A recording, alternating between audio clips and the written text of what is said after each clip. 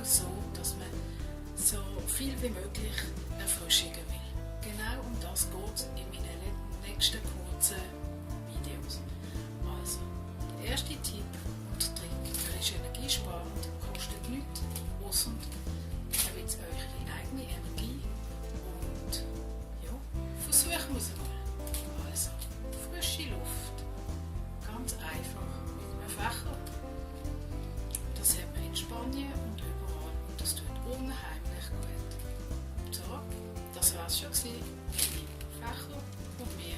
Ich wünsche euch einen erholsamen, frischen Tag. Eure Jeanette von Schunako Passagewerkstatt in Zofingen. Tschüss zusammen.